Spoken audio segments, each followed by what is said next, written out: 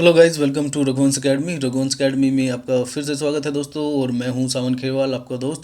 तो दोस्तों, आज की हमारी वोकेबलरी की क्लास है और वोकेबलरी क्लास में हम आज जो है कवर कर रहे हैं रिलेशंस, यानी कि कौन किसके रिलेशन में क्या लगता है, तो उसको इंग्लिश में हम क्या कहते हैं। तो यही आज हम जानने की कोशिश करेंगे, उनके हिंदी शब्द और इंग्लिश दोनों ही हम जानेंगे। तो चलिए दोस्तों, देर न करते हुए अपनी सीधे टॉपिक पे पहुंचते हैं। तो रिलेशन पे हम अपना वीडियो को लेके चलते हैं। तो रिलेशन का जो हमारा टॉपिक है, और रिलेशंस का मतलब होता है संबंध। संबंध जो है, जो हमारे बीच में होते हैं, उनको रिलेशन कहा जाता है इंग्लिश में। आगे देखते हैं। तो सबसे पहले होता है अडोप्ट। Adopted daughter. अडोप्ट का मतलब होता है किसी को गोद लेना। ईडी अडोप्ट, यानी कि इसमें से अडोप्ट के अंदर से आप ईडी हटा देंगे तो अडोप्ट का मतलब होता है गोद लेना। आप किसी को भी गोद ले लीजिए तो उसको अडोप्टेड बोला जाएगा। तो अडोप्टेड डॉटर हो या अडोप्टेड सन हो, हम बच्चे ही गोद लेते हैं, तो अडोप्टेड सन या अडोप्टेड डॉटर हो सकता है। तो इसका मतलब हुआ गोद ली हुई बेटी। और अगर अडोप्टेड सन है तो उसका मतलब है गोद लिया हुआ बेटा। तो अडोप्ट का मतलब हुआ गोद लेना। तो उसके बाद जिसको भी हम गोद ले रहे हैं वो अडोप्टेड हो जाएगा। ठीक है दोस्तों। चलिए दोस्तों, नेक्स्ट वर्ड देखते हैं। अडोप्टेड सन। देखिए दोस्तों, ये अडोप्टेड सन आ गया, ये गोद लिया हुआ पुत्र होता है।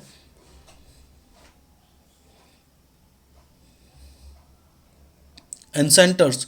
तो एंसेंटर्स होते हैं हमारे पूर्वज, जो हमसे पहले पैदा हुए हैं, हमारे दादा परदादे, उनके दादे परदादे, तो वो हमारे पूर्वज होते हैं और उनको इंग्लिश में एंसेंटर्स बोला जाता है। आंट। आंट देखिए दोस्तों, बहुत सारे वर्ड के लिए यूज होता है। जैसे चाची को भी आप आंट बोल सकते हैं। आंटी भी बोल, आंटी और आंट एक ही शब्द है। टी में वाई लगा दीजिए, या इसमें आंट भी रहेगा तो भी चलेगा। आंट माने यानी कि आपकी चाची, मौसी, ताई, बुआ, सभी को आप आंट बोलते हैं इंग्लिश के अंदर। हिंदी में तो हम आपको पता ही है कि चाची, मौसी, ताई, ये सब अलग अलग होते हैं। लेकिन जो इंग्लिश का वर्ड है वो सबके लिए सेम है, उसको आप आंट बोलेंगे, चाहे वो चाची हो, मौसी हो, मामी हो, ताई हो, या फिर आपकी बुआ हो। चलिए दोस्तों, नेक्स्ट वर्ड देखते हैं। ब्राइड। ब्राइड माने होती है दुल्हन। तो जब हम शादी करते हैं, देखते हैं, तो दुल्हन तैयार होती है तो उसको हम ब्राइड बोलते हैं इंग्लिश के अंदर। चलिए नेक्स्ट वर्ड देखते हैं। Bride groom. ब्राइड ग्रूम माने होता है आपका दूल्हा। देखिए दोस्तों, ब्रदर। ब्रदर माने आपको पता ही है, ब्रदर मीन्स भाई होता है। Brother in law. Brother in law के लिए आप कई वर्ड के लिए यूज़ करते हैं।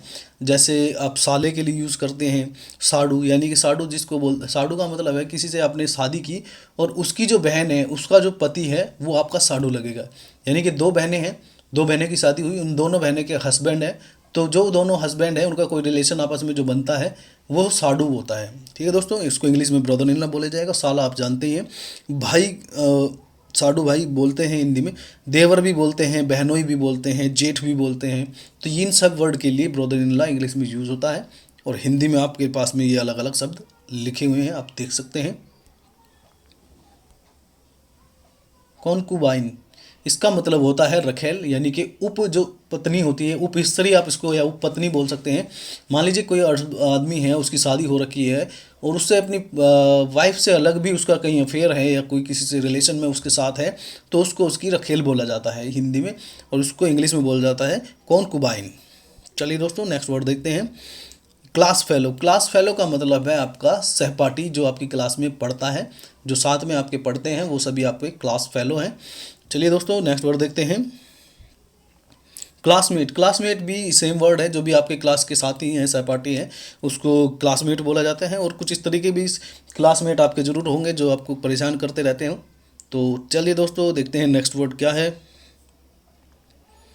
नेक्स्ट वर्ड है कज़न। कज़न एक ऐसा वर्ड है जो बहुत सारे मतलब अलग अलग रिश्तों के लिए इस्तेमाल होता है। मतलब जैसे कि चचेरा भाई है ना, और चचेरी बहन, ममेरा भाई, ममेरी बहन, फूफेरा भाई, यानी कि चाचा ताई मामा मामी के जो भाई बहन होते हैं, उन सब को हम कज़न बोलते हैं। उसके लिए कोई अलग नहीं है कि वो मेल है या फीमेल है, यानी कि लड़का है लड़की है, इट डजेंट मैटर। तो वो जो भी है वो आपका कज़न है। तो कज़न के साथ में कज़न ही है। कज़न का मतलब ही यही है कि वो आपका चाचा ताई का कोई लड़का है या लड़की है। आपके साथ में कज़न ब्रदर लिखते हैं, कज़न सिस्टर लिखते हैं, वो बिल्कुल ही गलत है। ये एक एरर है। यानी कि जब आप एग्ज़ाम देंगे तो आपको कज़न ब्रदर लिखा मिलेगा, यानी कि वहाँ ये आप समझ सकते हैं। जब कज़न एक वर्ड है उसका मतलब ही है आपका चाचा मामा ताई का लड़का या लड़की, तो फिर उसके लिए ब्रदर का इस्तेमाल हम नहीं करेंगे, क्योंकि वो तो 2 बार हमने भाई वर्ड लिख दिया या सिस्टर वर्ड लिख दिया। तो आप सिर्फ बोलेंगे कि वो मेरा कज़न है। बोलने में हम कज़न ब्रदर कज़न सिस्टर इस्तेमाल करते हैं, लेकिन लिखित में कभी भी याद रखें कि ये एक एरर है, उसको आप कज़न ही लिखेंगे, कज़न ब्रदर और कज़न सिस्टर नहीं लिखा जाता है। चलिए दोस्तों नेक्स्ट वर्ड देखते हैं। क्लाइंट, क्लाइंट का मतलब है ग्राहक। नेक्स्ट वर्ड देखते हैं दोस्तों कस्टमर, कस्टमर भी आपका ग्राहक है, तो आप जानते ही ग्राहक क्या होता है। डॉटर, डॉटर मीन्स बेटी होती है दोस्तों, ये तो आपको जानते ही हैं। नेक्स्ट वर्ड है daughter in law, daughter in law को आप पुत्र वधू या बहू भी बोलते हैं, यानी कि आपके जो लड़के की पत्नी होगी वो आपके लिए बहू है। ठीक है दोस्तों, चलते हैं नेक्स्ट। डिसाइपल, डिसाइपल का मतलब होता है शिष्य। आप किसी के शिष्य हैं, आपका जो गुरु है, तो उसके लिए आप उसके डिसाइपल हुए, यानी कि जब हम किसी को मानते हैं, उसको फॉलो करते हैं, तो हम उसके डिसाइपल होते हैं, उसके शिष्य होते हैं। फैलो, फैलो का मतलब होता है साथी। साथी आपका कहीं भी हो सकता है, वो काम करने वाला साथी हो सकता है, खेलने वाला साथी हो सकता है, या कुछ भी। क्लास फेलो आपने पढ़ा होगा, तो कहीं भी आपका कोई फेलो है तो इसका मतलब है कि आपका साथी है वो। फादर माने पिता होता है, ये तो सभी जानते हैं दोस्तों। Father in law, father in law का मतलब होता है आपका ससुर, और ससुर कौन होता है ये आप जानते ही हैं। फोर फादर्स, फोर फादर्स का मतलब भी है, जैसे हमने शुरू में पढ़ा था एंसेंटर्स, एंसेंटर्स और फोर फादर का मतलब एक ही है। हमारे जो पूर्वज हैं, जो हमसे पहले हमारी पीढ़ी रही है, तो वो हमारे फोर फादर्स हो गए या एंसेंटर्स हो गए। ठीक है दोस्तों, चलिए नेक्स्ट वर्ड देखते हैं। फोई, फोई या फिर एनिमी, एनिमी माने शत्रु, फोई में भी शत्रु ही होता है, और एनी माने भी शत्रु होता है। फ्रेंड्स आप जानते हैं, फ्रेंड्स माने दोस्त होते हैं। ग्रैंड डॉटर, ग्रैंड डॉटर का मतलब होता है कि पोती भी नाती भी। ग्रैंड डॉटर इस्तेमाल होता है लड़की के लिए, और लड़के के लिए ग्रैंड सन इस्तेमाल होता है। ये देखियो, पोता और नवासा। ठीक है दोस्तों, खुल जा सिम सिम, देखिए कैसा दरवाज़ा खुल रहा है। ग्रैंड फादर, ग्रैंड फादर नाना और दादा दोनों के लिए लिखा जाता है। ग्रैंड मदर दादी और नानी दोनों के लिए लिखा जाता है। और गेस्ट, गेस्ट का मतलब तो आप जानते ही हैं, अतिथि होता है। अगर आपने मूवी नहीं देखी है अतिथि तुम कब जाओगे, तो ज़रूर देखिए, आपको अतिथि का मतलब मालूम हो जाएगा कितने खतरनाक अतिथि होते हैं कुछ। तो चलिए दोस्तों टॉपिक पर लौट जाते हैं, आगे देखते हैं क्या वर्ड है। नेक्स्ट वर्ड है हेयर, हेयर मीन्स होता है वारिस या उत्तराधिकारी। मान लीजिए कि मैं हूँ, तो मैं जो अपनी संपत्ति है वो किसी को नेक्स्ट ट्रांसफ़र करूँगा, या अपनी जो भावी आने वाला जो मेरा बच्चा होगा, तो उसको मेरा वारिस बोला जाएगा या उत्तराधिकारी बोला जाएगा। तो उसको इंग्लिश में हेयर बोलते हैं। और इसकी स्पेलिंग पर ध्यान दीजिए, HAIR का मतलब है बाल, HEIR, इसको भी हेयर ही बोला जाता है, लेकिन ये वारिस या उत्तराधिकारी होता है। और आपको जब भी पेपर एग्ज़ाम आप देंगे कंपटीशन वगैरह के, तो उसमें इसके जगह पे हेयर लिख दिया जाएगा, या हेयर के जगह पे इसको लिख दिया जाएगा। तो आपको इसके वर्ड पे बहुत ज़्यादा ध्यान देने की ज़रूरत है। आप इसके मीनिंग मतलब वर्ड्स को याद कर लीजिए, स्पेलिंग को, क्योंकि इससे बहुत ज़्यादा कन्फ्यूजन होता है और इससे एरर वाले क्वेश्चन दिए जाते हैं। हस्बैंड, हस्बैंड माने आपको पता ही है दोस्तों, पति होता है। लवर्स, लवर्स होते हैं प्रेमी।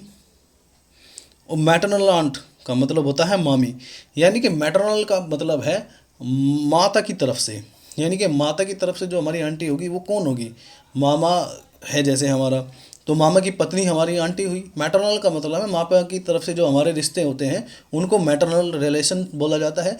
और जो फादर की तरफ से होते हैं, फादर की तरफ से होते हैं, उनको बोला जाता है पैटर्नल। ठीक है दोस्तों, तो मैटरनल आंट का मतलब अभी आपको बताया था कि आंट का वर्ड जो है कितने लोगों के लिए यूज़ होता है।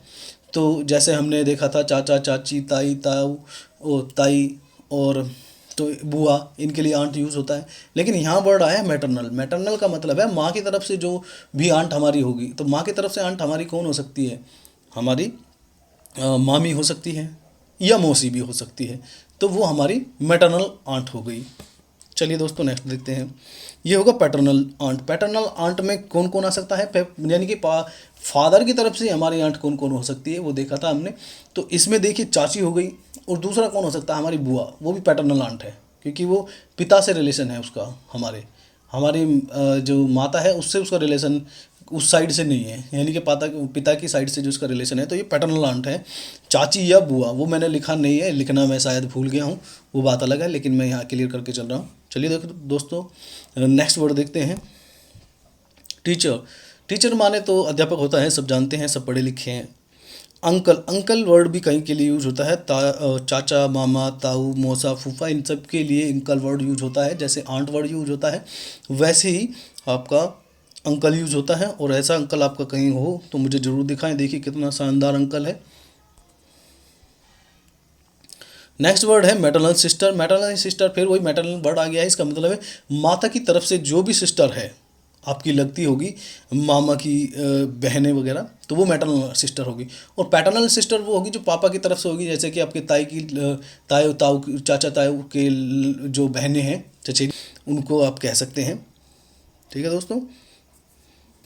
मदर माने मम्मा, माने मदर और माँ होता ही है, आप जानते हैं। और नेक्स्ट वर्ड क्या है, मदर। मदर माने भी माँ होता है, तो इंग्लिश में मम्मा वर्ड भी हम लिख सकते हैं। और mother in law, mother in law तो सास होता है दोस्तों, आप सब जानते ही हैं। मास्टर, मास्टर होता है हमारा गुरु जो हमें गाइड करता है। और मेड, मेड होता है घर की नौकरानी, जो हमारे घरों में नौकरानी होती हैं, कभी रख ली जाती हैं काम करने के में, वो हमारी हेल्प करती है, तो उनको मेड बोला जाता है। मेड सर्वेंट भी बोलते हैं, सर्वेंट लगाने की ज़रूरत नहीं है क्योंकि मेड वर्ड अकेला यही बताता है नौकरानी, तो उसके साथ में मेड सर्वेंट अगर आप लगाते हैं तो आपने डबल यानी कि सर्वेंट वर्ड का आपने 2 बार इस्तेमाल कर दिया है, तो ये एरर है, आप इसका इस्तेमाल ना करें। मेड है तो मेड ही रहे, मेड के साथ में मेड सर्वेंट ना लिखें, क्योंकि ये बोलने में आता है मेड सर्वेंट कहते हैं हम, लेकिन जब लिखने की बात आती है, एग्ज़ाम की बात आती है, तो वो मेड सर्वेंट नहीं बोला जाएगा, ना लिखा जाएगा, वो मेड होगा खाली। नेक्स्ट वर्ड देखते हैं, सर्वेंट। सर्वेंट माने भी सेवक या नौकर होता है, तो ठीक है दोस्तों, दोनों का मतलब नौकर है, तो वो नौकरानी है, ये नौकर है, सेवक है, सर्वेंट है। नेफ्यू, नेफ्यू माने होता है हमारा भतीजा या भांजा। भतीजा और भांजा तो आप जानते ही होंगे दोस्तों। नेबर माने हमारे पड़ोसी। नेक्स्ट वर्ड है नीस। नीस माने भांजी या भांजा। पेरेंट्स माने हमारे होते हैं माता पिता, ये आप जानते हैं।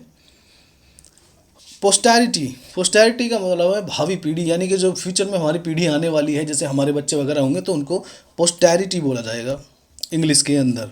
रिलेटिव, रिलेटिव होते हैं हमारे रिश्तेदार, बहुत सारे रिलेटिव आपके होंगे, बहुत लंबी रिश्तेदारी आपकी कहीं ना कहीं होगी, तो वो सभी आपके रिलेटिव्स हैं। नेक्स्ट वर्ड है हमारा स्टेप ब्रदर। स्टेप का मतलब देखिए, स्टेप जो वर्ड ये यहाँ इस्तेमाल किया जाता है, step sister, step brother, step father, step mother, तो उसका स्टेप वर्ड का मतलब होता है सोतेला। अब वो सोतेला माँ हो, बाप हो, कोई भी हो, सिस्टर हो या भाई हो, तो जो भी है तो वो स्टेप होगा आपका। सोतेले का मतलब होता है, आप जानते हैं इस सोतेले का मतलब, तो step brother, step mother, step सन, स्टेप फादर, ये सब होते हैं। सोतेला वर्ड होता है स्टेप का मतलब। देखिए दोस्तों, स्टेप डॉटर आ गया है, नेक्स्ट स्टेप फादर भी आ गया है, और स्टेप मदर भी आ गया है। सिस्टर माने बहन होती है, ये आप जानते ही हैं। Sister in law, sister in law यानी कि सिस्टर इन लॉ का मतलब है भाभी भी को भी सिस्टर इन लॉ बोला जाता है। आप अपनी जेठानी को भी बोलेंगे सिस्टर इन लॉ, देवरानी को भी बोलेंगे, ठीक है, साली को भी बोलेंगे, ठीक है, और आपकी जो ननंद होती है आप उसको भी सिस्टर इन लॉ ही बोलेंगे। ठीक है दोस्तों, ये आप ध्यान रखें, मैंने ननंद शायद इसमें लिखना भूल गया हूँ, यानी कि आपके जो हस्बैंड की बहन होती है वो आपकी ननंद लगेगी, तो वो आपकी सिस्टर इन लॉ होगी। तो मेरे हिसाब से दोस्तों आज की वीडियो में इतना ही है।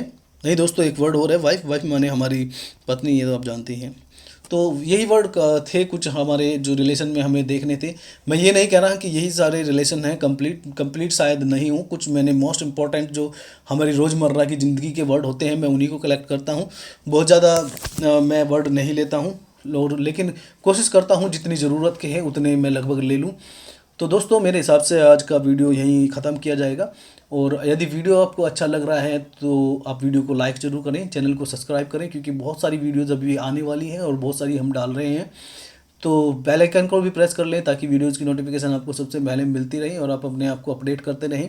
मेरे हिसाब से ये वोकेबलरी की क्लासें हैं, इनमें से आप मेरे हिसाब से 70% वर्ड से परिचित होंगे, लेकिन अगर 30% भी इससे आप अगर सीख रहे हैं तो इसका मतलब है कि ये आपके काम आ रही है। और आपके काम आ रही है तो आप और सारी वीडियोज़ भी देखिए, क्योंकि ये वर्ड कई बार ऐसे होते हैं हम जानते हैं लेकिन इंग्लिश में उनका वर्ड नहीं जानते हैं, और कई बार जब हमारे सामने लिखा हुआ आ जाता है तो बहुत ज़्यादा कन्फ्यूजन क्रिएट कर देता है।